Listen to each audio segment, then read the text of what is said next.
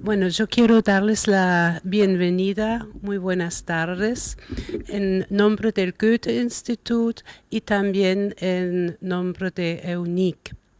Quiero agradecer a los integrantes de la mesa, a Cecilia y a Cristina, de participar y también y especialmente a Diego, con quien estamos en contacto ya hace bastante tiempo para preparar este evento y también el evento del viernes de la tarde.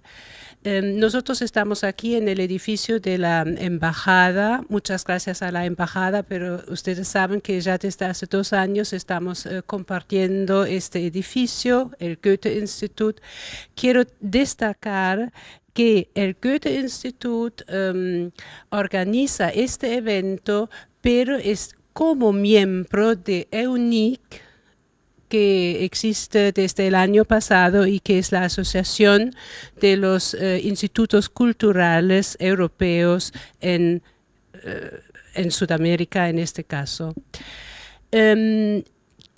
Como EUNIC y como Goethe-Institut queremos continuar nuestra participación en la Semana de la Ciencia también en los próximos años para tener una continuidad en una temática que nos preocupa también o que es muy importante para nosotros en Europa, y es la cuestión de cómo interesar suficientemente y profundamente a los jóvenes para las ciencias y las tecnologías, porque sabemos que ahí están los desafíos de nuestro siglo.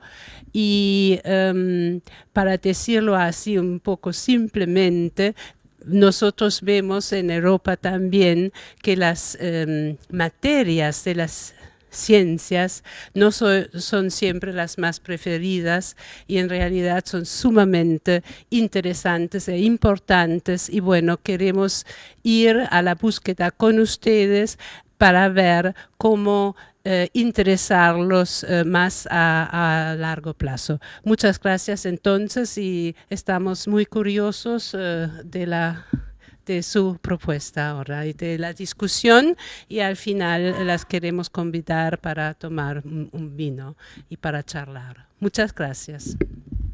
Bueno, buenas tardes. Reiterar los agradecimientos primero que nada al Instituto Goethe y a la UNIC y a la Embajada Alemana que nos recibe hoy, y presentarles a los que hoy vamos a estar hablando.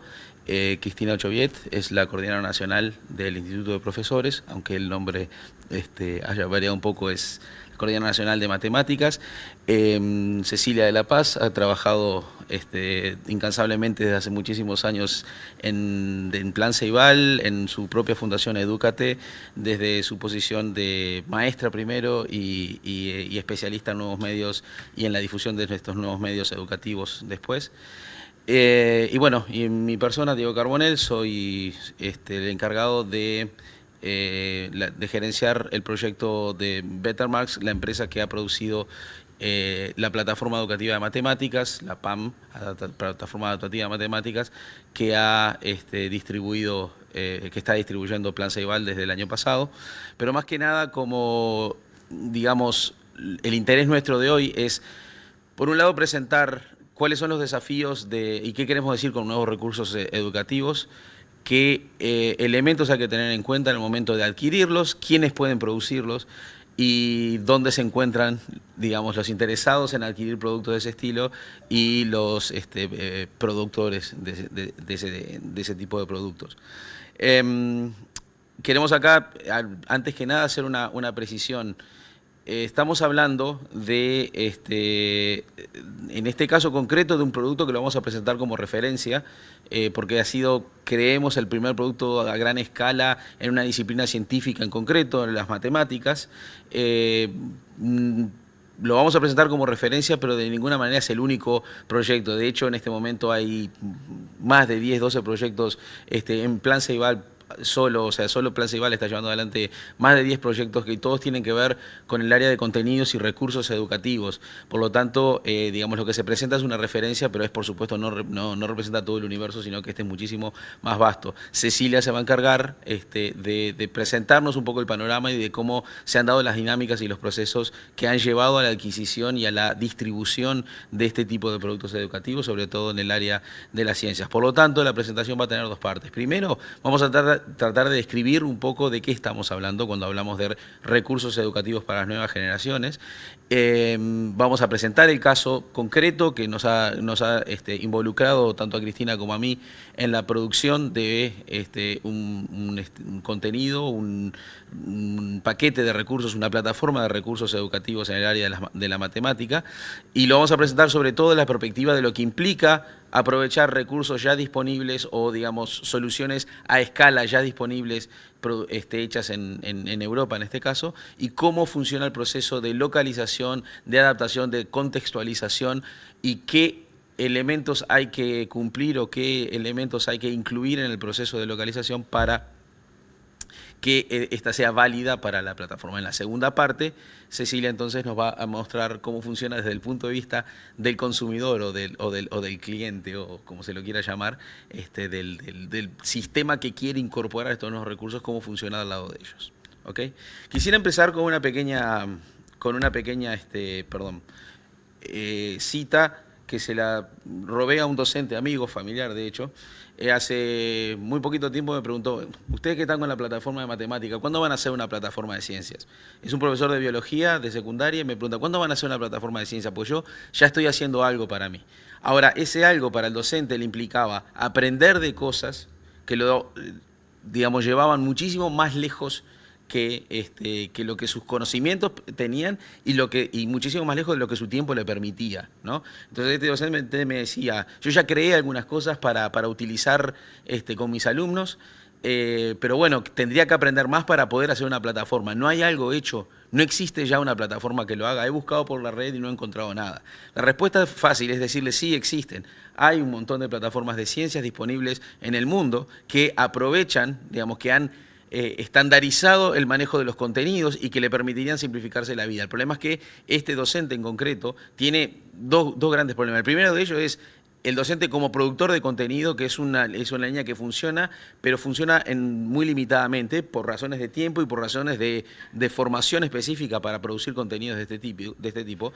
Y segundo, el tema de la escala. Estamos en esta Semana de la Ciencia en el medio de un montón de presentaciones de extremo valor sobre distintas iniciativas y productos educativos en el área de las ciencias, pero una gran mayoría de ellas se centran en o darle el poder al docente para que cree sus propios contenidos, o en crear soluciones que atacan una clase, una escuela, lo más, que tienen un gran éxito, que son espectaculares, que son extremadamente necesarias, pero que no tienen la escala suficiente para transformarse en una solución para todo un sistema educativo, para todo un país. Entonces, no vamos a estar hablando hoy de ese tipo de soluciones parciales, individuales, sino que vamos a estar apuntando directamente a cómo se pueden introducir soluciones a escala. ¿Y qué quiero decir con eso? ¿Qué debería tener una solución educativa del tipo de la que estamos hablando hoy? Primero que nada, lo que venía diciendo, escalabilidad. Tiene que poder llegar de la forma más rápidamente posible a la mayor cantidad posible de beneficiarios sin sufrir en sus calidades de servicio. ¿Okay? Ese es un concepto al cual la escalabilidad está muy en boga, se habla en muchísimos lados, pero que le es familiar a muchísimas industrias. Por ejemplo, la televisión nace por necesidad escalable, tiene que poder ver 1 o 10.000 personas o 30.000, y de hecho viven de medir esa escalabilidad o de medir cuán escalables fueron en términos de rating. Pero sin embargo, en lo que se refiere a recursos educativos, está claro que uno puede comprar un libro, puede comprar 100, pero el problema está en cómo hacemos que esos libros sirvan a todos al mismo tiempo con la misma calidad. ¿Okay? Esa es la primera cualidad que estamos poniendo hoy. Asociado a esto, la distribuibilidad, el formato de lo que tenemos para ofrecer, tiene que ser fácilmente distribuible. Una vez más voy al libro. El libro ha servido desde que Gutenberg, y desde antes, pero digamos desde Gutenberg para adelante, ha servido y sigue sirviendo muchísimos propósitos, pero tiene también la limitante propia del soporte físico. Se puede y se debería utilizar, como se está haciendo en Uruguay, y ese desafío en muchas partes del mundo, utilizar el medio informático como catalizador, como acelerador de este proceso de distribución. ¿Ah? Que quede claro acá que no estamos diciendo que es el único soporte, no, simplemente estamos tomando el soporte, en este caso informático, y utilizándolo como elemento clave de distribuibilidad de los contenidos y los recursos. El otro punto es el volumen. Tiene que haber gran cantidad. Cuando estamos sacando algo nuevo, tiene que tener suficiente cantidad de recursos, porque cada oportunidad de distribución es única. ¿Okay? Cuando salimos y decimos, bueno, tenemos este producto que queremos distribuirlo a 200.000 niños en el país, bien, tiene que tener la suficiente cantidad de contenido adentro. Estamos hablando de cientos de miles de actividades, ejercicios, páginas para leer, porque esa oportunidad, digamos, no se vuelve a repetir tan fácilmente. Es muy común ver productos que se sacan, de productos digitales y de los otros que se sacan, digamos, de soporte físico, y que ofrecen 4 o 5 cosas que digamos, a los 5 minutos de haberlo visto, está muy bien, está muy lindo, pero ya no tienen más nada para ofrecerle al docente o más nada para ofrecerle al alumno. Esas son otra de las cualidades cuando uno habla de escala. Tiene que tener suficiente cantidad. De hecho, si no, digamos, el esfuerzo en sí no es justificado. Cuarto punto, tiene que estar localizado. También hemos visto, y de hecho hemos sufrido durante toda nuestra vida por el simple hecho de ser un país pequeño, hemos sufrido de la condición de tener que heredar, es como heredar la ropa de un primo mayor, ¿no? De tener que recibir contenidos que están hechos para otro contexto, pero no están localizados con el suficiente respeto y con el suficiente profesionalismo para que sean y reflejen las condiciones en las cuales van a tener que operar en el lugar donde van a ser implantados. Esto no es un tema menor, es muy común, y acá estoy apuntando también al rol que tienen los institutos de cultura, es muy común recibir material muy valioso, pero que sin embargo no cumple su cometido o no lo cumple en todo el potencial que podría tenerlo, por el hecho de que los ejemplos que presenta o las metodologías que utiliza o la línea didáctico o pedagógica que utiliza no está adecuada a lo que es la práctica en el mercado local. Está claro, otro factor fundamental tiene que ser usable. No tiene que complicarle la vida a los usuarios finales. Es más, tiene que ir un paso más. Tiene que estar lo más pegado posible a lo que es el estado del arte, como se llama, a los estándares de uso que tienen las herramientas. Si nosotros estamos dándole herramientas a niños que conviven todos los días con superficies touch y que andan con tablets para arriba y para abajo y que han crecido con videojuegos, no podemos darle un producto educativo que esté demasiado lejos en sus formatos de interacción de eso, porque si no es una pelea ya perdida de antemano. En el balance, para el otro lado, tampoco puede estar tan lejos de lo que el docente puede manejar, porque ahí introducimos el otro problema, el desafío de que el docente se sienta, digamos, desafiado en su poder, en su posición, porque el alumno sabe más que él. Por último, no por último, pero por último dentro del área de usabilidad, esto es un punto separado, tiene que ser productos en lo posible que exploten al máximo las capacidades interactivas y adaptativas del soporte digital.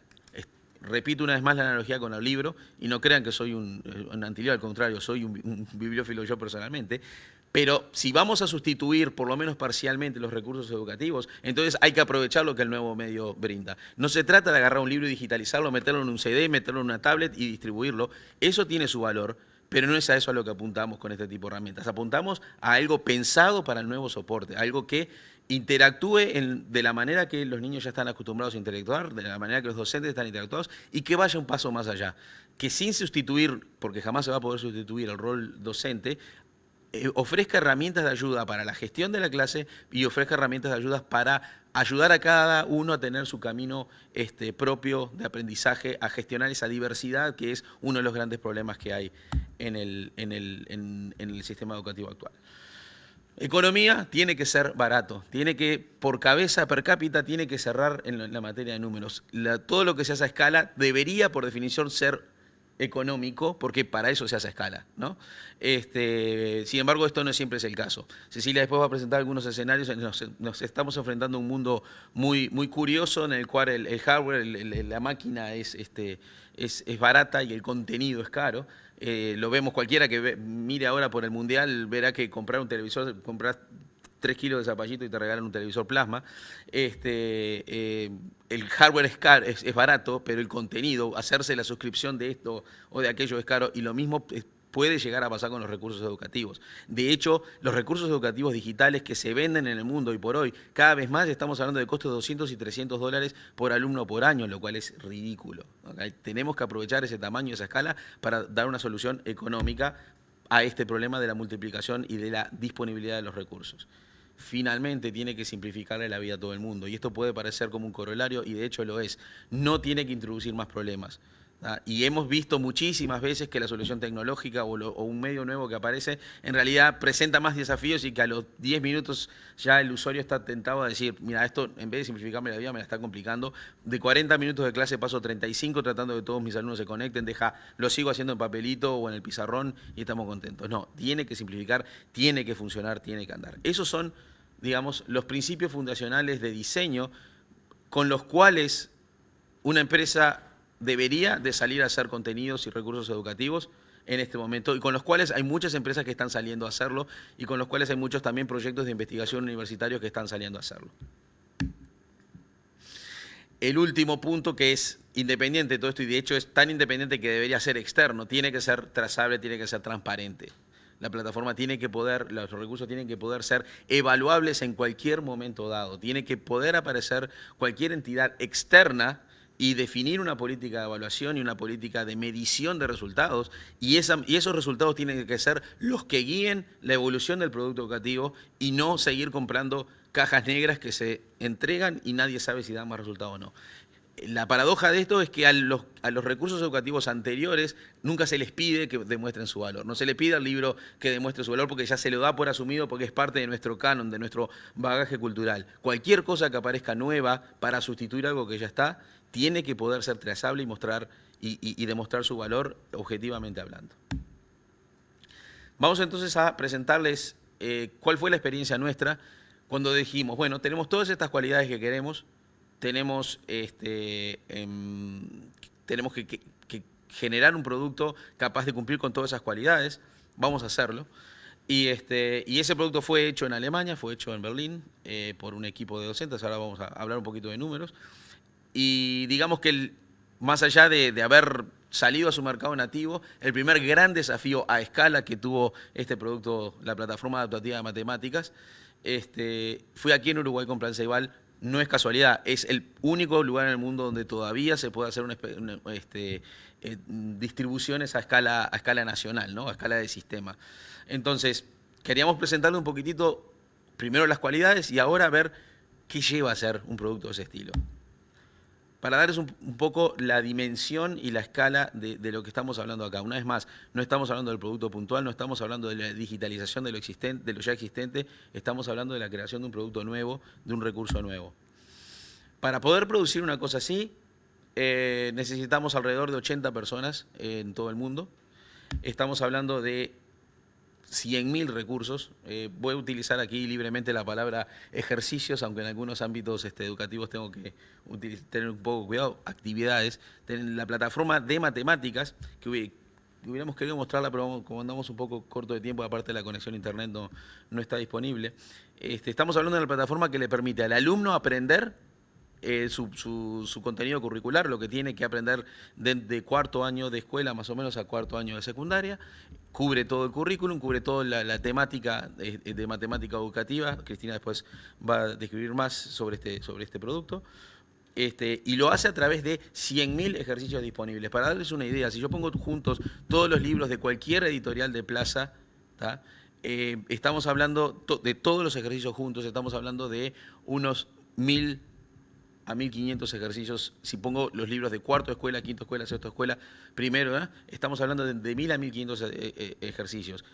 Lo que les decía de volumen, acá estamos de base hablando de 2 órdenes de magnitud más. Estamos hablando de salimos con 100.000 ejercicios, 1.700 objetivos de aprendizaje cubiertos, 2 millones de palabras traducidas. El Quijote creo que anda por las 400.000 palabras y la obra entera de Shakespeare en 800.000 palabras. No estamos poniendo palabra contra palabra, estoy hablando de volumen, simplemente de números, ¿ok? No es una no es un juicio de valor.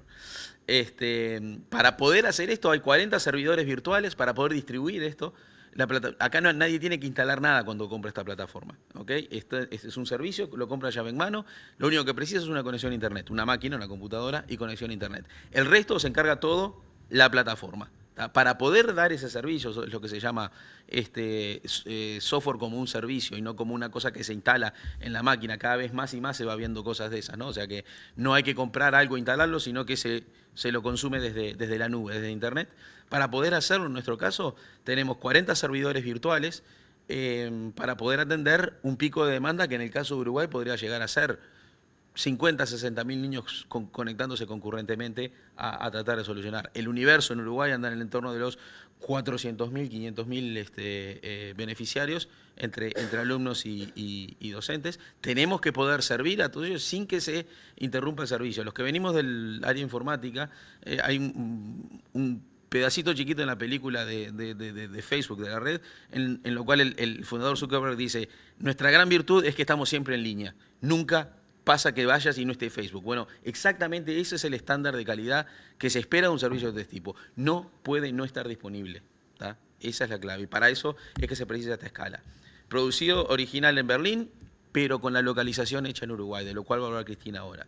Esto es fundamental, no se puede ir a un mercado sin localizar y no se puede localizar tentativamente.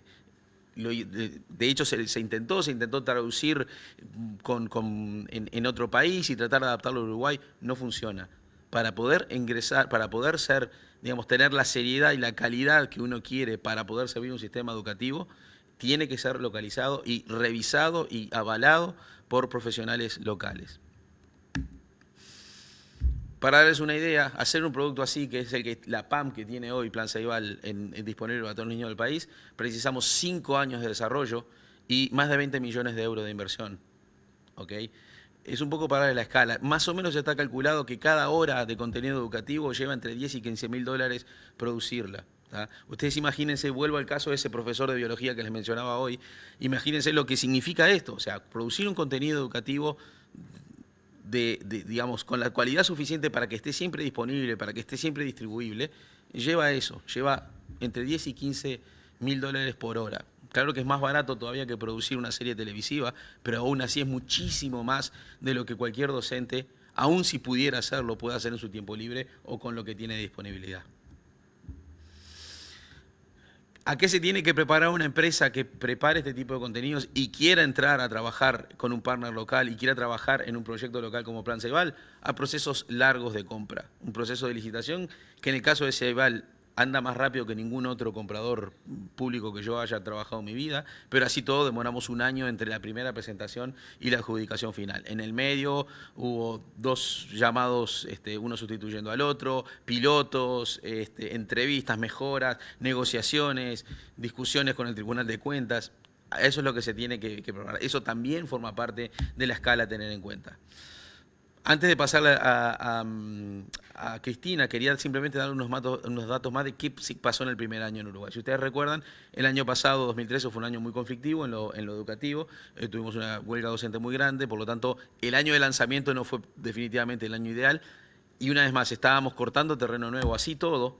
En unos meses de actividad tuvimos unos 5 millones de ejercicios calculados por los niños en Uruguay y unos 50.000 usuarios que se conectaron a la plataforma. ¿Tá? Esto es simplemente un ejemplo. Quiero ahora darle la palabra a Cristina para contarles un poquito más qué es lo que lleva a hacer una cosa así. O sea, qué hay que involucrar, qué tipo de actores, qué tipo de recursos y más importante, cómo funciona el diálogo intercultural entre un productor que está en Europa o que está en nuestro caso en Alemania y un equipo responsable local que, digamos, cómo funciona la dinámica tanto en lo cultural como en lo puramente pedagógico y educativo. Cristina. Bueno, buenas tardes. Te tengo que pasar. Okay.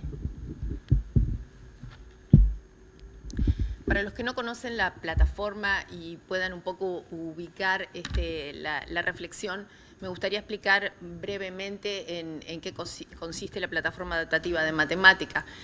Esa plataforma provee un entorno virtual al docente El docente tiene su aula, tiene también ingresados a sus estudiantes y el docente puede seleccionar un libro con un contenido específico. Por ejemplo, supongamos que el profesor está trabajando con el tema triángulos, entonces el profesor puede elegir un libro adecuado al nivel del curso que está dictando y seleccionar ese contenido.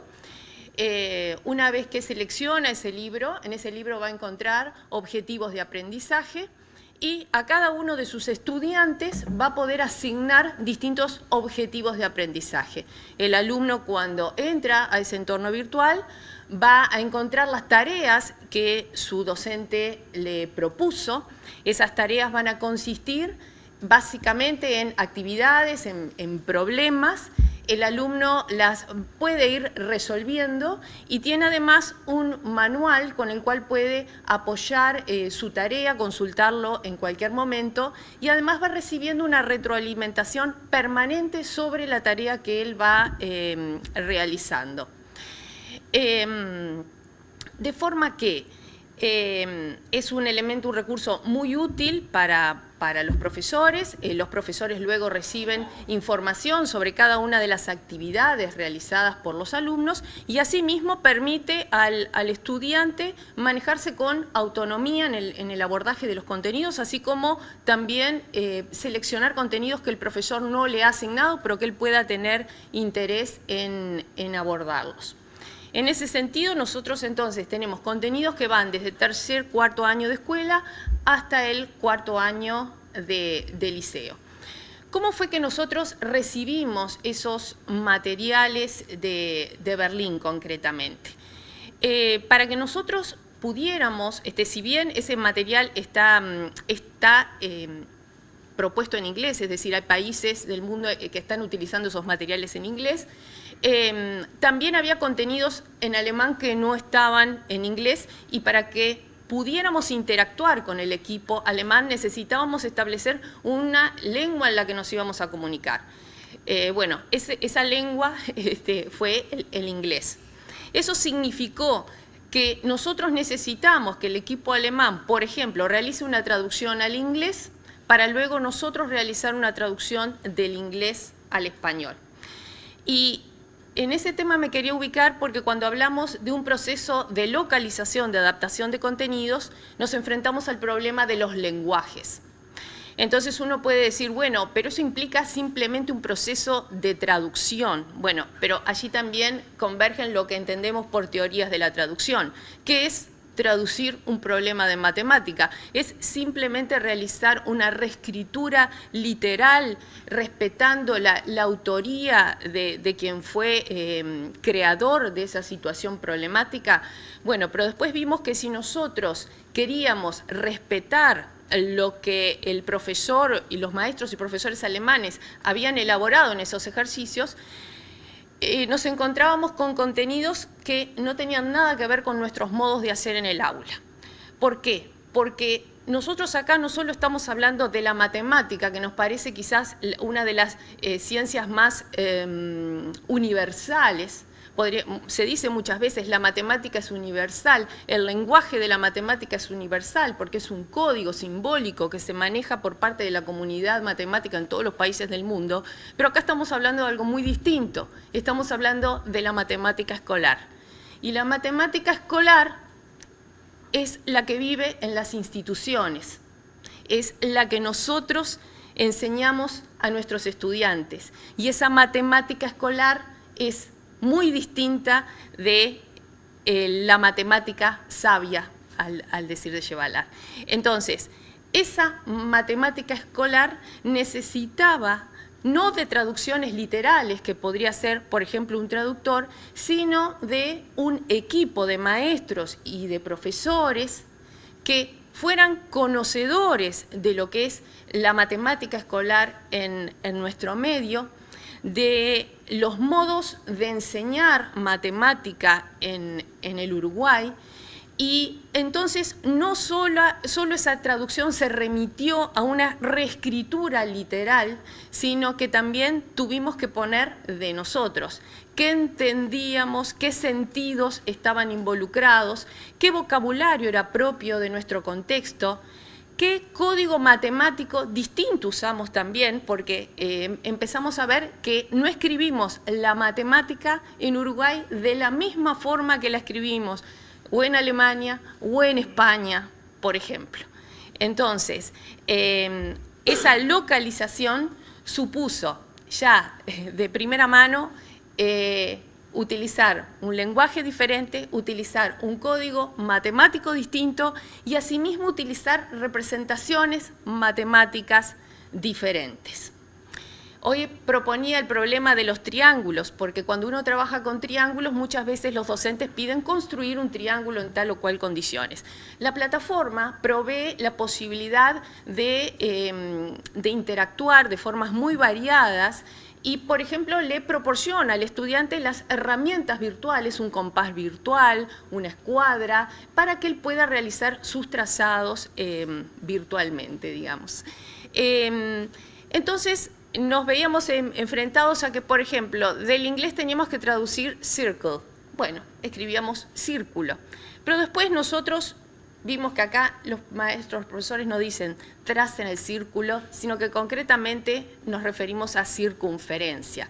Pero ¿qué pasa? En inglés no se utiliza la palabra, la traducción de circumference, no se utiliza circle. Entonces, bueno, hicimos la traducción a círculo, pero después vimos que no era apropiada y comenzamos a hablar con el equipo alemán y ellos nos decían, pero nosotros tampoco decimos círculo, nosotros en alemán decimos circunferencia, que no sé decir exactamente la palabra en alemán, y vimos que había muchos errores que se producían del pasar del alemán al inglés y luego del inglés al español. Mientras que si nosotros hubiéramos podido recuperar originalmente el código del alemán al español, hubiéramos salvado errores que se fueron filtrando en ese proceso. Entonces, esto nos habla de la complejidad de esa localización, de lo que es ese proceso de traducción, que es mucho más que una reescritura, y de la importancia de que sea realizado por personas que tienen conocimiento en el medio en el cual va a ser utilizado ese producto.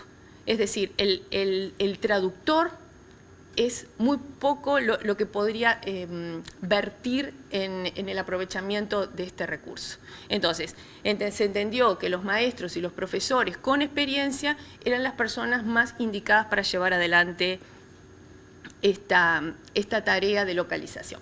Pero después aparecen otros problemas. Allí hay algunas fotografías. Por ejemplo, aparece el contexto. Era habitual que hubiera muchos problemas que referían a familias que iban a realizar senderismo en las Highlands de Escocia. Entonces, esa no es una situación quizás apropiada para nuestros estudiantes, hablarles de una familia que va a realizar sus vacaciones, no era indicado. O asimismo el problema de los algoritmos. Los algoritmos usuales, habituales, no se realizan de la misma manera que en Uruguay. Los problemas de dinero es... Si es un producto que lo voy a usar en Alemania, bueno, lo razonable es que yo los problemas habituales de dinero los formule utilizando euros. Bueno, pero acá teníamos que entonces hacer la adaptación a nuestra moneda y asimismo allí se filtra otro problema. ¿Qué pasa con los centésimos? Bueno, ahora en Uruguay no tenemos centésimos. Entonces, no solo era transferir los euros a pesos, sino traer otra posible moneda que proporcionara al estudiante la posibilidad de trabajar con centésimos, que es una habilidad que tiene que desarrollar. Entonces, bueno, allí aparece otra adaptación. Entonces, como ustedes pueden ver, es un sistema altamente complejo donde no solo estamos hablando de un problema de lenguaje, de entender al otro, sino de entender los sentidos, entender los significados, entender los contextos. Y bueno, eso nos muestra algunas facetas de lo que fue la localización y la adaptación del producto en el Uruguay. Pero después surge otra cuestión que es, bueno, el producto alemán cubría, digamos, un 80% de los contenidos de nuestro currículum. Pero ¿qué pasaba con los currículums con los contenidos que están en el currículum uruguayo, pero no estaban en el currículum de Alemania? Bueno, entonces allí iniciamos una fase de trabajo conjunto con el producto alemán, donde nosotros les hicimos saber los contenidos que precisábamos para tener cubiertos todos los programas, y comenzó la fase de diseño. ¿Cómo se realiza esa fase de diseño? Nosotros mandamos un prototipo acorde a cómo entendemos nuestros conceptos, el tipo de problemas que son habituales en el aula para enseñar esos contenidos, pero asimismo los profesores y los maestros que trabajábamos en este equipo teníamos que estar interiorizados desde el punto de vista técnico para saber qué me ofrece a mí la plataforma, es decir, desde el punto de vista informático, qué interacciones yo puedo plantear a mis estudiantes, porque ya no es pensar cuál es el mejor problema para proponerle a mi alumno, sino cómo yo, utilizando los recursos de la plataforma, puedo crear nuevos problemas donde sea posible una visualización, donde yo pueda, mediante un deslizador, hacer mover una gráfica en la pantalla, donde yo pueda utilizar un compás virtual. Entonces, ya no es la tarea del docente que planifica su clase y toma ejemplos de los diversos materiales que tiene, sino es pensar en cómo enseñar un tema, pero ahora incorporando todas las potencialidades de ese entorno. Esto nos abre una nueva perspectiva para nosotros docentes, que fue el aprovechamiento de todos estos recursos. Y bueno, ¿qué fue importante en ese proceso? Primero, conocernos como personas, es decir, fue sumamente valioso nosotros conocer al equipo alemán y que el equipo alemán nos conociera a nosotros. Conocer la metodología de trabajo, cómo es el proceso, cómo se trabaja con los protocolos, la generación de prototipos, las diversas pruebas que se van realizando, todo lo que es sumergirse en ese mundo informático al cual los profesores y los maestros no estamos demasiado habituados, pero no obstante pudimos hacerlo. Y algo importante también, que el contenido no es solo producirlo y ponerlo a disposición de los maestros y de los profesores. Nosotros con nuestro enfoque tratamos primero de que fuera amigable, es decir, de que el profesor y el maestro que va a trabajar con ese contenido se sienta cómodo, sienta que le hablan en su misma lengua, que entiende las propuestas, que le son habituales. Pero luego yo tengo que lograr que ese producto sea de uso, es decir, no solamente hacerlo conocer a los docentes, sino también ver las vías para que efectivamente lo integren a sus clases. En ese sentido, se trabajó con capacitaciones a docentes, a maestros, a profesores de secundaria de todo el país, mostrándoles las potencialidades, el uso, y bueno, y se hicieron entrenamientos que permitieron llegar a muchísimos docentes para que luego replicaran lo aprendido. Y algo más que quería decir es que, bueno, el traer ese producto no solamente supone la localización y la adaptación de los contenidos, tampoco es darlo a conocer a los docentes y realizar un seguimiento y ver cómo continuarlos apoyando, sino que también es introducirlo en lo que son las actividades habituales de maestros y profesores, es decir, que ingresen lo que es la comunidad educativa.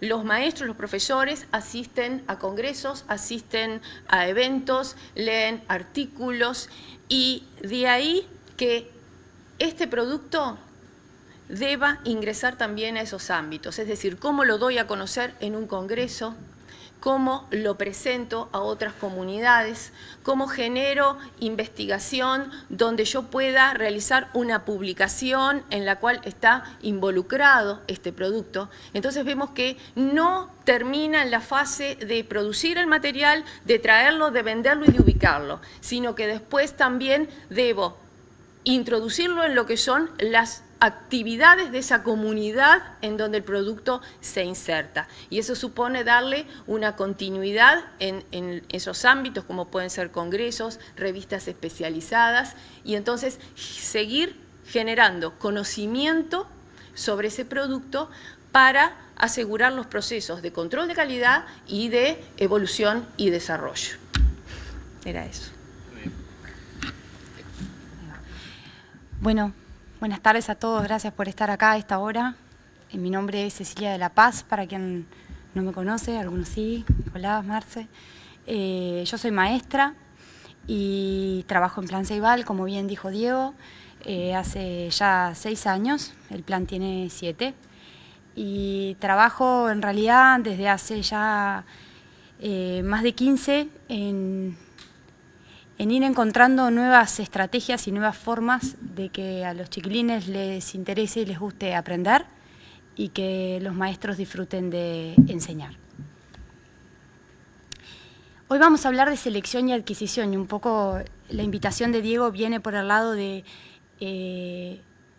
cuando estamos del otro lado del mostrador eligiendo una herramienta, cuáles son los criterios por los cuales nosotros pasamos para elegir una cosa.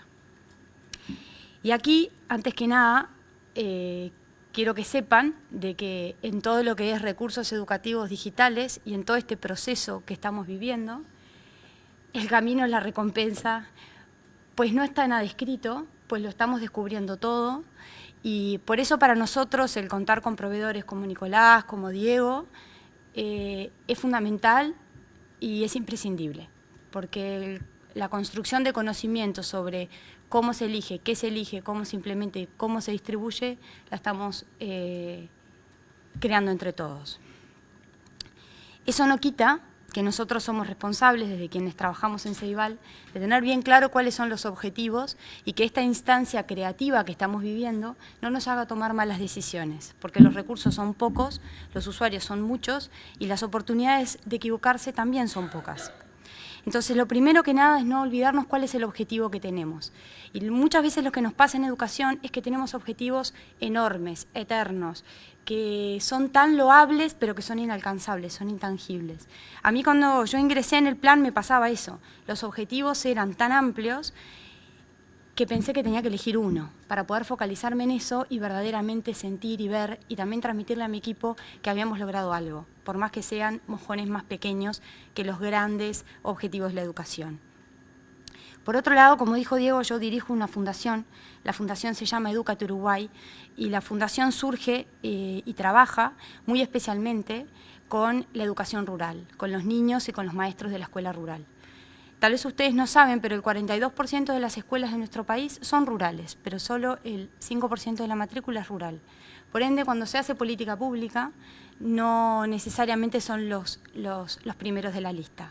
Y además, a nivel de conectividad, son obviamente los que tienen más dificultades. Por ende, me complementa a mí como profesional en esta tarea de ir encontrando caminos para construir nuevos entornos de aprendizaje y crear nuevas oportunidades, el por un lado pensar algo masivo, como es el plan, y por otro lado pensar en algo tan específico y tanto más íntimo como puede ser una escuela rural perdidita por ahí con un niño. La pregunta de todas maneras se mantiene y es la misma para todos, si hablamos de 500.000 usuarios o si hablamos un niño de Pueblo Guichón. Y es, ¿qué puede hacer la tecnología por mis objetivos? Si mis objetivos es acortar la brecha, si mis objetivos es democratizar el acceso, pero no solamente el acceso a cosas, porque el acceso a cosas ya vemos, vivimos en un mundo en donde todos corremos por acceder cada vez a más cosas y no pasa por ahí, en realidad pasa a qué podemos hacer con esas cosas para transformar nuestra vida. Entonces yo necesitaba al principio un filtro de ideas, porque cuando ingresé en el plan hace 6 años, en realidad teníamos toda la intención, todo el entusiasmo, pero necesitábamos foco, porque el trabajo que había que hacer era mucho y cuando hay mucho por hacer, uno se puede perder. Entonces yo dije, bueno, yo necesito algo que mire todos los días y que me oriente. Y me inventé esto. Estos 4 pilares me han acompañado hasta hoy y los voy modificando sutilmente, pero es lo que compartimos con mi equipo. Una idea tiene que poder, y una tecnología o una elección tiene que poder sobrepasar por lo menos este primer filtro. Y es que sirva, o sea, que pueda ayudar a alcanzar los objetivos que yo tengo y que es que favorezca la creación de nuevos entornos de aprendizaje, que funcione, o sea, que tecnológicamente sea apropiado, o sea, que me motive y no me frustre, y que además favorezca la visión educativa del Plan Ceibal. El Plan Ceibal ahora puede ser mucho más tangible y van a ver ahora el recorrido que nosotros hemos hecho para hacerlo mucho más tangible. Pero en aquel momento eran computadoras, servidores y conexión. Y eso era lo que había. Y con eso íbamos a cambiar la democratización en el acceso. Necesitábamos hacer mucho más, porque esa brecha era mucho más grande que solamente dar las computadoras. Después que se use, lo hablaba Cristina recién, no solamente democratizar el acceso, las oportunidades también tienen que ser democratizantes y las tenemos que mostrar y tenemos que motivar a tomar esas oportunidades. ¿Cuántas oportunidades hemos tenido nosotros en nuestra vida y hemos mirado para otro lado? Nos ha dado mucha pereza generar cualquier tipo de cambio, por más que la oportunidad sea brutal, un ascenso, una beca, lo que sea. Es muy difícil tomar una oportunidad, porque es muy difícil asumir un cambio, porque nos podemos equivocar y muchas de las cosas que pensábamos que podían funcionar o que nos funcionaban a ese entonces se nos pueden derrumbar. Hay que tener mucha valentía para aceptar un cambio. Y después, agregar valor. Una de las cosas que a mí me quedaron grabadas, yo viví 9 años afuera y viví 5 años en Ecuador. Y también trabajé en una fundación y también estuve en este camino. Y una vez un niño me dijo, muchas gracias porque las cosas que haces no son cosas para pobre. Y me quedó muy marcado y no me lo voy a olvidar nunca en mi vida. Yo soy bastante detallista a nivel estético y a nivel de la calidad del producto. Y desde que me dijeron esa frase me di cuenta de que eso es muy valorado. Y que cuando nosotros entregamos cualquier cosa, y esto es algo que nosotros lo hemos tratado de ir empujando el Plan Ceibal. No importa si es un niño del Cante más alejado o con menos recursos. La calidad tiene que ser la misma que el chiquilín que tiene todos los recursos habidos y por haber, porque lo merece. Entonces, lo otro que teníamos que tener en cuenta era la etapa de apropiación tecnológica. Lo que estábamos haciendo en Ceibal en aquel momento era le dábamos lo mismo a todos, como si todos supieran todo. Y bueno, yo encontré esto en esta búsqueda que me pareció muy interesante. En aquel momento me abrió los ojos brutal, que era, bueno, hay diferentes instancias o niveles de apropiación y yo estoy en diferentes niveles de apropiación, por ende, necesitamos poder ofrecer tecnologías o servicios para gente que está en diferente nivel de apropiación. Si no, el salto iba a ser muy grande. Entonces, por cada uno de esos niveles, pensamos una tecnología diferente, un servicio distinto. Y así surgieron las Olimpiadas de Matemáticas, las Olimpiadas de Ajedrez, o sea, las estrategias de enseñanza y motivación del vínculo con el aprendizaje, especialmente la matemática o las ciencias de razonamiento a través de videojuegos. La Biblioteca Ceibal, hoy en día tiene más de 2.000 recursos de diferentes formatos, libros, etcétera, etcétera, sensores digitales, robots y por último llegaron las famosas plataformas. Esto es para mostrarles básicamente de que más allá de un tema conceptual, hay diferencias en que dependiendo del tipo de tecnología que tengamos, es el nivel de apropiación y la profundidad de la apropiación del maestro. ¿Es responsabilidad del maestro que nunca había tenido una tecnología en el hogar, el que no sepa cómo o el que no tenga interés de integrarla en la clase porque no le ha visto su potencial, porque no lo ha descubierto? ¿O tenemos que nosotros ir también graduando qué tecnologías? Después, otro de los desafíos que tenemos es las diferencias en el tipo de software. Cuando nosotros empezamos, teníamos solo la Ceibalita y la 1.0. Hoy en día tenemos 9 tipos diferentes de máquinas, con sistemas operativos diversos y variados.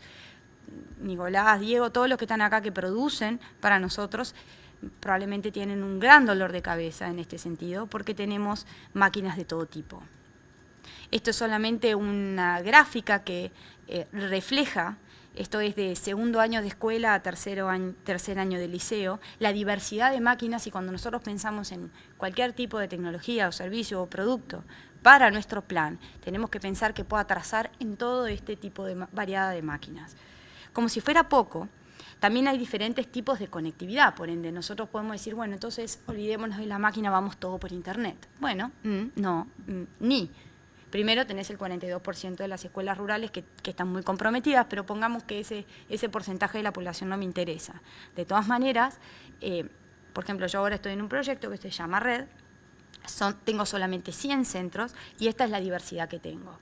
Entonces también puedo pensar, bueno, pero de última que lo hagan en la casa, o sea, que los maestros o que los niños tengan en la casa, porque ahora está esto de Antel, que por 100 pesos. Bueno, pero no, el año pasado nosotros dijimos eso y pensamos eso a nivel de las tablets, y este fue el resultado. El 79% de los docentes no tenían internet en sus hogares. O sea, como que cada vez que uno tiene que pensar en qué va a adquirir, cómo lo va a elegir, para qué lo va a usar, tiene que tener todas estas cosas en la cabeza. Entonces, bueno, otra vez la pregunta, ¿qué puede hacer la tecnología por mis objetivos? Mi escenario era ese que ustedes ven. Entonces dijimos, vamos a empezar por Uruguay. ¿Por qué no empezamos por aquellas empresas locales uruguayas? Muchas estaban situadas en Ingenio, que producen contenidos audiovisuales. Un contenido educativo digital, bueno, sí, tiene imagen, bueno, sí, tiene contenido. Llamemos a los que hacen imagen y contenido. ¿Quiénes son? El sector audiovisual. Paradójicamente, el sector audiovisual obviamente es amante del audiovisual y la tarjeta de audio y video de la Ceibalita es absolutamente básica. No sé si ustedes saben, pero una Ceibalita tiene 1 GB de memoria y 500 está utilizado en las cosas que trae. O sea, nos agarramos la cabeza una y otra vez entre ellos con la frustración de no poder mostrar algo vistoso, interactivo y que se movía y demás, y nosotros que nos empezábamos a encontrar con las limitaciones de la herramienta que teníamos. De todas maneras dijimos, ok, ¿dónde encontrar las respuestas? Bueno, en la gente que usa las máquinas, en los docentes, como decía Cristina. Y por otro lado, hagamos un llamado abierto, llamemos a todas las personas creativas para que piensen qué contenidos educativos digitales podemos desarrollar. Eso corría el año 2010, esto lo saqué de una nota de prensa. El llamado era así, el concurso de ideas docentes y el concurso abierto de ideas. Y si esto no funcionaba, teníamos una tercera opción, que era que los docentes tiraban la idea y nosotros pues contratábamos la empresa que iba a trabajar con ese docente para desarrollar la idea. Entonces dijimos, la tenemos toda, o sea, tenemos las ideas de los docentes, algo bien contextualizado, tenemos las empresas más creativas para que nos hagan los productos, y si eso no funciona, combinamos los docentes con las empresas creativas y tiene que funcionar. Bueno, no funcionó. Había un tema de tiempos que era que las empresas también estaban pasando por su etapa de aprendizaje de cómo elaborar esto. Y al principio lo que podía parecer muy atractivo de un llamado, de tantos $1000, de todo lo demás, a medida que se iba avanzando, se iba transitando el penoso recorrido de que se te iba acabando los recursos porque estabas invirtiendo mucho más de lo que habías pensado. O sea, desconocimiento. El dinero se acababa, cada vez que largábamos un llamado venían después a los tantos meses y las empresas preferían dar por terminado el proyecto a seguir perdiendo. Entonces al final el tiempo y los recursos que insumíamos no nos estaban dando las respuestas que necesitábamos, y era que el plan también necesitaba poner al servicio de los docentes no solo la computadora, sino también productos tangibles por los cuales poder aprovecharlo eso con un sentido educativo. Bueno, ¿y entonces qué hacemos? Hacemos nuestros propios contenidos. ¿Para qué sí nos sirvió esa experiencia? Para poder detectar cuáles eran los proveedores con mayor potencial para poder desarrollar contenidos educativos digitales. ¿Y esos cuáles eran? Los que habían sobrevivido a la primera etapa. No solamente comercialmente. Eso no era lo más importante. Era a nivel del entusiasmo. O sea, el tipo de empresa que quiere hacer un contenido educativo digital no es cualquiera. No es el que hace películas, no es el que hace televisión, no es el que hace publicidad. Es el que está interesado en este rubro muy específico.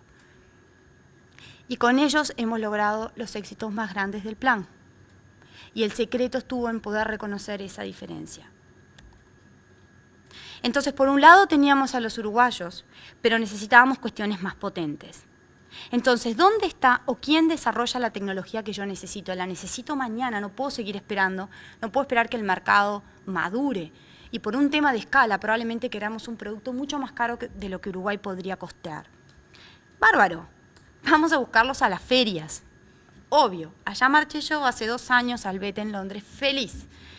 Entré en la feria, no lo podía creer, nunca había pensado que la educación era sexy y atractiva y qué sé yo, no podía creer, pensé que moríamos en los talleres entre nosotros y nada más, y no, y había un mercado impresionante alrededor de la tecnología educativa.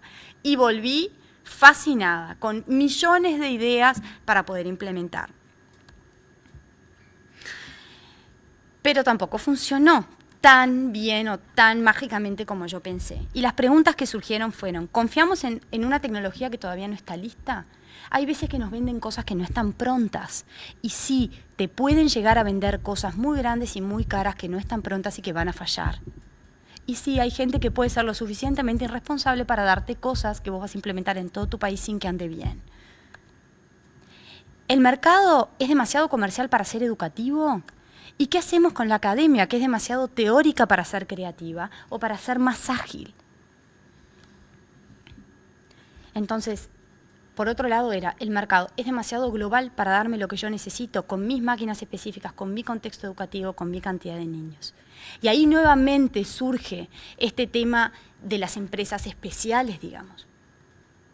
¿Y cuáles son? No los sobrevivientes, sino realmente aquellos que están entre la academia y la parte comercial. Ahí empezamos a detectar dónde estaban y compramos sensores en Israel, compramos robots en Dinamarca, compramos la PAM en Alemania, compramos la CREA en España y compramos las videoconferencias y el aprendizaje a través de videoconferencia en inglés en Estados Unidos y en Inglaterra. No fue fácil encontrar estos partners y en el camino nos dimos la cabeza contra la pared muchas veces. Pero hoy miramos para afuera, hoy somos parte de una red internacional y nos damos cuenta que hemos aprendido muchísimo. Entonces, las primeras 2 etapas pueden haber sido esta, pero la tercera etapa, sin lugar a dudas, es qué proveedor está dispuesto a adaptar una herramienta a nuestro contexto, a nuestra realidad, y qué vínculo está interesado en hacer. Si es para vender el producto e irse, el plan Ceibal no es el lugar. Y nosotros eso lo sabemos bien y gracias a Dios hemos logrado con muy pocos recursos perdidos el poder generar este conocimiento. Entonces, para la selección y adquisición, la última prueba que yo la pasé el año pasado, yo lideraba el proyecto de la introducción de las tablets en Uruguay. Esto que está ahí en el slide, en realidad me llegó tarde, recién lo vi en enero, todo el proyecto de tablets fue el año pasado, pero me pareció brillante este chico, se llama Derek Lomas, que decía esto, dice, el hardware va a ser barato y omnipresente o generalizado, o sea, todo el mundo va a tener una tablet, cuestan $50, van a andar por todos lados. El software y el contexto social es lo que importa. Él ha hecho todo un recorrido, vivió en India, qué sé yo, y se ha dado cuenta de este pequeño matiz. O sea, si ustedes ven desde el 2000 hasta lo que es hoy en día el 2013, el tema de la tablet es impresionante la cantidad de gente que está fascinado con esta tecnología. Nosotros estábamos fascinados cuando nos dijeron que íbamos a tener tablets. Dijimos, ahora sí nos liberamos este karma de Sugar y del XO con 100 GB, con 1 GB, ahora vamos a tener Android y nos enchufamos y ahora sí, el mundo es nuestro. Viva Android. Pero como toda libertad, tiene su precio. Y el mundo Android tiene muchos riesgos para los niños, muy especialmente para los de 4, 5 y 6 años, que eran los que estaban, el target que nosotros teníamos. Y nuevamente nos dimos cuenta de que mucho de lo que comercialmente parece como que va a ser brutal, cuando uno se acerca y empieza a desmenuzar eso, el trabajo todavía es mucho más y que el mercado es mucho más comercial que educativo y sin lugar a dudas mucho más comercial que socialmente sensible. La opinión de la tablet fue muy buena, nos fue sumamente bien. Contenidos como la biblioteca que en la XO estaban bastante subutilizadas, en la tablet se usaron muchísimo. O sea, hay una gran interrelación entre el tipo de dispositivo y el contenido que uno selecciona, de eso no hay duda. Yo lo que quiero transmitir con esto es que en el proceso de selección y adquisición, como cualquier orden de la vida, pero en este muy especialmente, está lo bueno y lo malo, el yin y el yang, y hay veces que lo que parece fantástico termina no siéndolo, y lo que parece que es todo dificultad termina dando sus frutos. Entonces, los vínculos que se necesitan con los proveedores es gente que verdaderamente está interesada en transitar este camino de poder ir transformando los recursos y las tecnologías en una herramienta educativamente útil y socialmente sensible. Muchas gracias. Bien, para ir un poco, vamos a entrar a salir, como decía la Andresina al final, ir redondeando. Es importante en este momento redondear un poquito las dos visiones, las dos caras, ese yin y yang que Cecilia venía presentando. Sobre todo por el lado de lo que ella bien planteaba. Estamos hablando de que existe el tipo de contenido, está por ahí, está disponible, o se está haciendo. Existe el interés, existen sistemas, pero existen desafíos que son todavía insalvables para la mayor parte de los países en los cuales yo he trabajado o los que yo he visto, pero que no lo son, curiosamente, para nuestro país, para Uruguay, por la simple y sencilla razón, no tan simple, pero sí muy sencilla, de que existe el Plan Ceibal. El principal elemento, el principal componente aquí, y todavía no he podido arreglar mi pantalla, si no la enchufo no voy a poder. Van a ver un dibujo hecho por mí, calculo yo. A ver. Efectivamente. No, hay un tema en eso, mientras terminas de acomodar. Mientras termino de acomodar esto. No solamente es porque en Uruguay existe el Plan Ceibal, sino porque el Plan Ceibal se ha convertido en lo que es, que creo que es un detalle. En esta red de nuevas pedagogías que nos han invitado desde Canadá, pero que participan países como Finlandia, Inglaterra, Australia y otros, Francia y otros países importantes a nivel educativo, a Uruguay lo han invitado por su rol y por todo el conocimiento adquirido en cómo la tecnología puede acelerar procesos pedagógicos. O sea, ya estamos en otra etapa. Y en esa otra etapa necesitamos estas nuevas tecnologías y que estos servicios no solamente sean algo que te entregan y se van, sino que también puedan ir cambiando y se puedan ir adaptando a esos cambios también. Entonces, también pensábamos eso, otros países tienen la llave, tienen la clave, saben esto cómo hacerlo, lo hacen perfecto y nosotros como somos Uruguay estamos lejos, somos subdesarrollados, no le encontramos la vuelta. No es así. Hemos generado muchísimo conocimiento en relación a esto. Hay países mucho más perdidos que nosotros y somos el único país que lo tiene masivo y eso nos da grandes ventajas. Y eso es justamente lo que yo quería apuntar. Hay un tema de logística que es básicamente todo. Alguien me dijo una vez, hablando de otro tipo de industria y citando lo que tiene que ver con los contenidos, que los contenidos es king, ¿cómo es? Content is king and distribution es King Kong, o sea, es aún más importante la distribución, no más importante desde el punto de vista del valor pedagógico, pero sí desde el punto de vista práctico y operativo, no es más importante, es más difícil y es más crítico solucionarlo bien.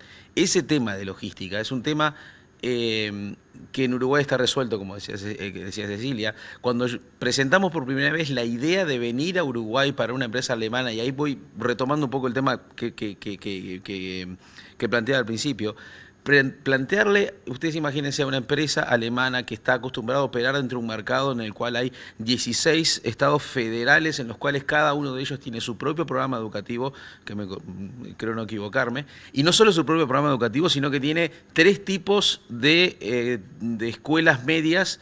O sea, ahí donde nosotros tenemos una sola primaria y una sola secundaria, en Alemania hay una primaria y 3 tipos distintos de secundaria, por lo menos 3 tipos, que no son siempre compatibles entre Estado y Estado, donde no es muy fácil la movilidad horizontal de Estado a Estado una vez pasado la cuarta clase. O sea, un niño de 9 años, de 10 años ya no es tan sencillo que se mueva de una escuela a otra o que se mueva de un estado a otro, es posible. Entonces, imagínense caer a un producto concebido y pensado para ese mercado educativo y de golpe decir, bueno, pero vamos a ir a Uruguay y en Uruguay hay un comprador central, hay alguien que va a decir sí o no, y eso es fundamental para cualquier empresa. El peor escenario digamos, es la ausencia de una logística centralizada. Es el morir por 400.000 puñaladas, como dice Intel, en donde igual uno tiene que hablar con 20.000 escuelas y 20.000 centros educativos, cada uno con su propia autonomía, como pasa en Alemania o como pasa en Estados Unidos, donde hay que hablar con cada distrito porque tienen autonomía de decisión. Acá no, acá eso estaba solucionado. Entonces, ¿qué es lo primero? Es tener un entorno logístico que facilite este tipo de experiencias. Una vez que eso está dado, lo mencionaba Cecilia, lo mencionaba Cristina, hay que involucrar al colectivo educativo docente en el proceso desde el momento cero, desde el momento de la producción, como veníamos citando hoy. Tiene que formar parte de la opinión del local, tiene que formar parte, y después que está hecho también tiene que formar parte del proceso de distribución. Como decía Cecilia, hoy tenemos que entender qué es lo que precisa, dónde le duele, y a su vez no podemos ser agnósticos. Hay que ser agnósticos, pero no se puede ignorar, no se puede ignorar las discusiones y las líneas educativas que se han fijado, no ya desde el gobierno central hacia abajo, sino dentro del colectivo docente y dentro de la opinión de los pares. Es tanto o más determinante en el éxito o fracaso de una herramienta educativa, creo yo, digamos, el consenso del colectivo docente que la fuerza que venga impuesta desde un organismo central. El proceso lento, dramático, doloroso, pero indispensable de ir cambiando de a poquito las prácticas. Cuando empezamos a hacer esto, un amigo, empezamos a hacer una plataforma matemática, un amigo mío que fue docente en Uruguay de matemáticas y fue en Estados Unidos, me decía, el problema que van a tener ustedes acá es que acá hay docentes, hay maestros que hace 30 años que vienen enseñando fracciones con la misma listita de 20 ejercicios y ustedes vienen con esto y lo van a querer cambiar y no van a poder. Y eso es un poco una caricatura, ¿no?, de la situación. No me voy a meter yo en temas docentes acá, ni mucho menos, pero es un poco una caricatura de la situación de cómo es. O sea, es a veces difícil, como decía Cecilia, impulsar el cambio, porque justamente una oportunidad puede no ser percibida como tal, puede ser percibida como encima de todo lo que hago por el día, me agregan esto más. Me agregan 5 horas más de trabajo a la semana o tengo que hacer la planificación y no importa, uno ni siquiera llega a decirle, pero a ver, ni siquiera tienes que corregir deberes con esto, ni siquiera llegas a ese punto. El docente ve con razón que le están agregando algo más a un paquete, ya una mochila ya de por sí demasiado pesada para agregar. Por lo tanto, el tema de ir influyendo en el cambio de prácticas es muy delicado y no se puede ignorar, porque en definitiva es ahí, es a través del docente donde un recurso nuevo se va a salvar o se va a morir. Sin duda que hemos hecho muchísimas iniciativas de llegar directo al alumno, de darle herramientas al alumno y esas van en paralelo, pero al final del día lo que define el éxito o fracaso de una iniciativa es cuánto es esta adoptada en el medio de esa dinámica entre docente y alumno. Y por último, el trabajo continuo de seguimiento y evaluación. Insisto esto una y otra vez. Si hay algo que Ceibal ha hecho bien, lo queda claro de Cecilia, es la evaluación pre-ventas, por así decirlo, ¿no?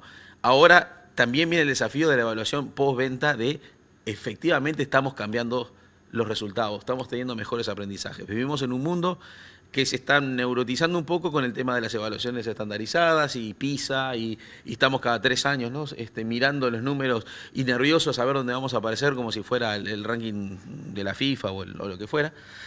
Creo que acá nos importa más el ranking de la FIFA igual todavía, lamentablemente. Pero en un mundo donde se está neurotizando la educación un poquitito hacia el lado de la evaluación estandarizada, no digo que esté mal, pero lo que sí digo que es importante es que la evaluación sea continua y que mida muchísimos más aspectos que el resultado puntual frente a un test estándar. Hay que medir, bueno, primero que nada la penetración, la motivación, cuánto esto motiva al estudiante, pero no hay que tampoco quedarse en la motivación. Estamos muy acostumbrados también a quedarnos en decir, bueno, cientos de miles de usuarios dijeron que les gustó. No, como decía Cecilia, tiene que servir y tiene que ser usado. Que lo miren, lo gusten, le digan, se saquen la foto y hagamos la publicidad, no quiere decir que lo usen. Ese es el desafío fundamental, el uso. Y las estrategias para asegurar ese uso, una vez más, pasan por involucrar a todos los actores del sistema educativo, particularmente al colectivo docente. No sé si quieres agregar algo, Cristina, a este punto. No, lo que hoy señalaba como importante, que es no solamente capacitar a los docentes y hacerles llegar la herramienta, es decir, darles a conocer, sino que hay que continuar en un proceso de acompañamiento que puede ser también la generación de ideas acerca de cómo utilizar el producto en la clase. y continuar apoyando en ese sentido, en una lluvia de ideas de cómo puedo diversificar el uso del producto más allá del objetivo concreto, que es que el alumno se siente y trabaje junto a la computadora para aprender. Es decir, multiplicar las estrategias a través de las cuales el docente va a poder incorporar este recurso a la clase y, como decía hoy, incorporarlo a lo que son las prácticas de la comunidad educativa. ¿De distribución? Bueno, entonces, quisiera ir redondeando un poco y dejar abierto si quieren hacer alguna pregunta y presentar algunas de las conclusiones que hemos sacado de esta dinámica entre quién produce y quién incorpora esto dentro de un sistema. Lo primero, del lado de los que producimos contenido, es la producción y distribución de contenidos, esa trayectoria que presentó Cecilia, de esas empresas que querían hacerlo, venían, se quedaban por el camino, se quedaban o sin fondos o simplemente sin cultura corporativa como para poder producir el contenido que se estaba esperando. El proceso de hacerlo, de estar en ese punto intermedio entre lo comercial y lo académico que mencionaba Cecilia, es extremadamente costoso para lo que es un producto educativo. Comparado con lo que sale producir una serie televisiva es poco, pero para la industria educativa es un contenido significativo. Curiosamente es muchísimo más barato que producir libros, ¿tá?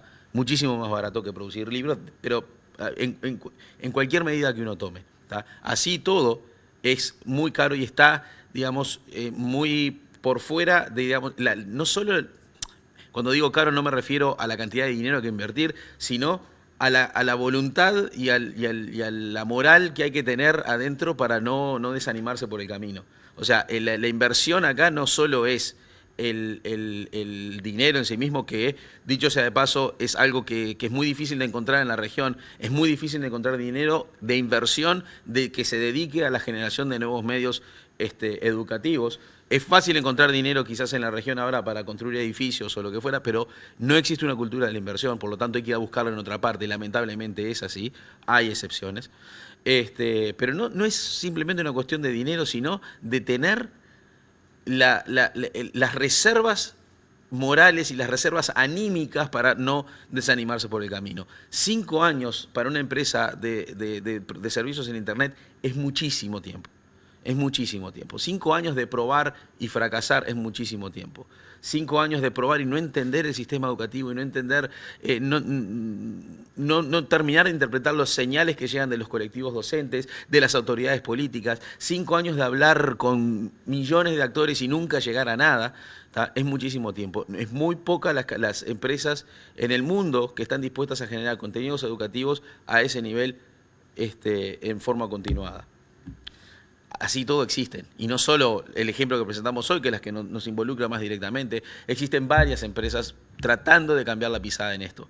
Y a su vez están las editoriales, las casas editoriales tradicionales, los grandes grupos de publicación, corriendo de atrás en este proceso. Yo siempre hago una analogía, es similar a lo que se vivió con Pixar y Disney en su momento, los que sean familiares con la animación. Sale una empresa con una manera nueva de vender animación y sale el mismo año que Disney estaba sacando El Rey León, o sea, condenado a fracasar.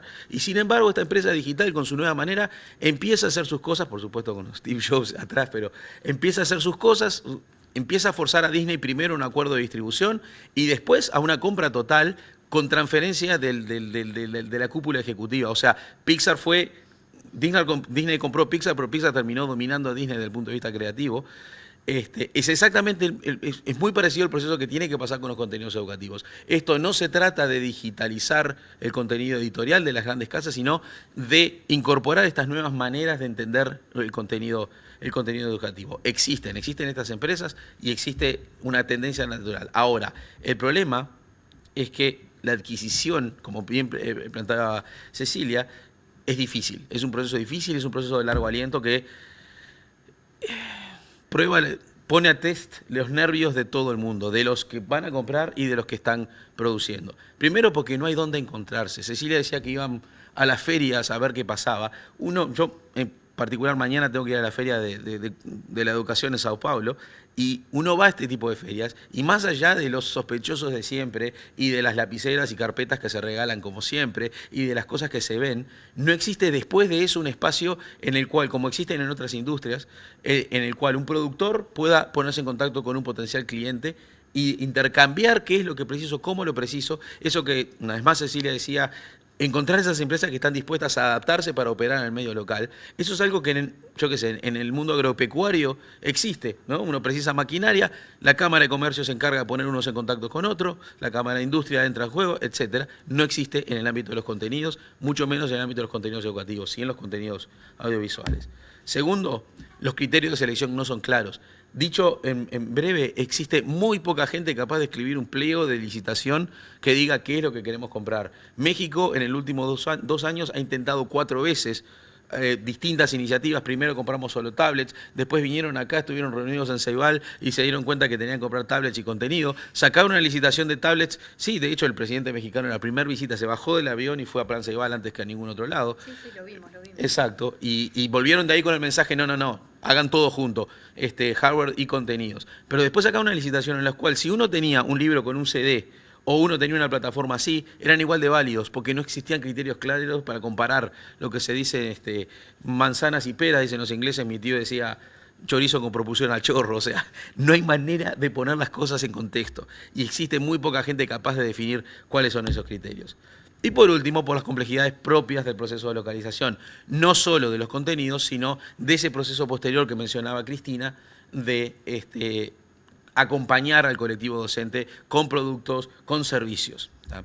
No existen esos espacios, existen los productores, existen los consumidores. La pregunta final de esta presentación, que queda abierta, es: ¿pueden los institutos de cultura oficiar como iniciadores o mediadores del proceso de adquisición, producción y distribución de contenidos? Existe una analogía muy válida. Las cámaras de comercio están para eso, para iniciar, catalizar, mediar, intermediar en los procesos de contacto entre productores y consumidores. Esos no hacen el negocio, simplemente median en el proceso. No existe algo similar para productos culturales, no existe algo similar para productos educativos. En el marco de estas conferencias y en el marco de lo que estamos presentando hoy para el Goethe Instituto y para el UNIC, queda esta pregunta abierta. ¿Pueden oficiar los institutos de cultura como mediadores? Con esto creo que estamos terminando, no sé si quieren agregar algo más. Queda solo agradecerles y preguntarles si quieren preguntar algo. Vamos a estar en una pequeña recepción que nos ofrece el Goethe y la Embajada. Muchísimas gracias a todos por estar aquí y gracias a los panelistas. Asuntos públicos, para conocer mejor, para saber más.